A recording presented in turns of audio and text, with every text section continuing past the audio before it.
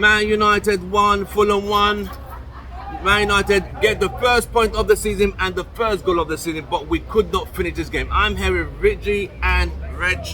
Or is it reverse? Reggie and Rich. Reggie and Rich. And with the two R's, we are here to talk about it as the three wise men. What do you guys think about it? I'm going to start with Reggie. What did you think of this game today? It felt like the first game in some respects in that they deserved more points out of this one. Obviously, the penalty is where you can immediately go to and see that, if you put that on goal and you score that one, obviously it the plays momentum out to where builds you up. have an opportunity. Because from that point, Bruno himself and the rest of the side seemed to take a step back. They took a nosedive. Even the substitutions weren't able to bring the level back up. And that's where you allowed Fulham to get into the game. They grew into the game, and then ultimately they scored the goal that took away the points that you wanted in that match. So still, I am happy with a lot of what I'm seeing from Emery's side now, but no, that's frustrating, and that harkens back to days and problems that United have seen before. So it's still early, and we're seeing progress, but they've left something on the table today. Rich. Yeah, I would agree. I would definitely agree with everything you said. I would say progress, yes, but it's still not good enough. At the end of the day, it's not good enough. I feel like this team just lacks a spark. Like, it needs to be somebody that just steps up and just says, I'm going to score some goals. I'm going to become the consistent goal scorer, I guess. Right. And Šeško, he's 30 minutes into the season, so he's not there yet. You got to give him time. But somebody's got to step up. Bruno. After that penalty. So, what's the weather like in Dubai right now? Wow, that's cold. That's cold, bro. Man. So you kind of just giving up on Bruno already? The No, season's only 2 games in, man. It's not the fact that I've given up on Bruno. It's just that I would have personally liked to see Bruno been sold, take that money, and get Baleba. Because I feel like he fits this system better than Bruno does. I mean, Bruno's still the captain. I think he still ends up being one of your creative voice or thoughts in the midfield. Midfield is still an issue. I think that's one of the things that you learned today as well. And Bruno is your kind of, your stopgap right now in the midfield, having him step back from one of those 10 roles to be more of a defensive. Yeah, defensive. Right. So Right. I think that he's still very necessary there. And what we know is Baleba, they're telling you that he's not for sale. So I don't know how much money you have to bring in for Bruno to exactly. get Baleba. I agree with that. Yeah, I mean, Bruno, now the question I do have is how much do we need to continue to have him be the man at the spot, especially when you have some more guys that can come in and be killers. Obviously, penalties. you don't immediately step away from a guy who's handled it. Yes. I just feel like he needs to handle that a lot better. My personal thought whenever I see a penalty is put the ball on frame and force the keeper to save it.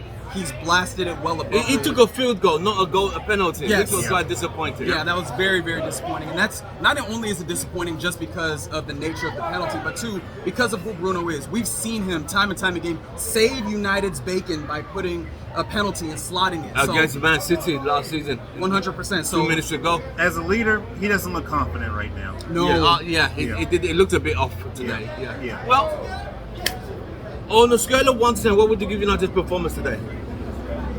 This one felt like, if I was just rating the first half, probably a good 7, 8. This one felt like a 6 for them. They didn't keep the intensity as the match progressed. We were actually talking during the match. The technical ability seems like it's raised, and then it fell. It fell a great amount. You didn't see the crisp passing 1-2s in the That second half. disappeared in second half. I don't know why. And also, just outside of that as well, they're not building up. They play best when they're playing direct. When they play direct, you can see some good things happening, but when they're not, they still don't have a build-up pattern that works consistently for them to get ball from back to front. So I'm still. That transition is not fluid enough. It's not fluid enough as of this point. So I'd give them a 6 on the day. Rich. I'll be nice. I'll give him a 7. Oh, Yeah, I'll give him a okay. 7. All right, man, that's fine. Yeah. All right, It's a nice 7 because honestly, I feel like you're spot on with the 6. Honestly. Okay, so it's just not good enough. I agree. So, on the whole team performance, there, who was your standout man of the match? Who was United's best player to you? Lenny Euro. Lenny Euro. Euro's not a bad shout at any point. I mean, I appreciate what Dorgu's done today as well. You know what? Yeah. If So, I didn't say Euro, I would absolutely say Dorgu. Is it a toss-up between Dogu and Bruno? Dogu and Euro. and Euro? Yep. it might be. Yeah. And that's a good problem to have, honestly. I feel like I'll say this: we have a lot of good problems that need to be fixed out. Right. Mason Mountain's been playing good, but you got Chesko coming in. You got to figure out exactly how that's going to all work together. There's a lot of good problems that need to be worked out, but at the same time, we need to be scoring more goals. Right, Period. definitely. With the firepower we have, Yeah. we should be scoring a little more. Exactly. Well, so you have given your man of the match. We have dropped a point. We were winning. We had 3, then we dropped it to 1 point. Game 2, 1 out of 6. Are you a bit concerned or too early to be concerned? It's early, but I mean the concern is starting to creep in. You're seeing some of the issues, but early on, I've seen a lot of the good progress that you were hoping from Emram's side. So I'm willing to continue to maintain hope. They've done the things where in that first match they were the better side. This match for a good period of time they're the better side, and you can see the ways in which they've created.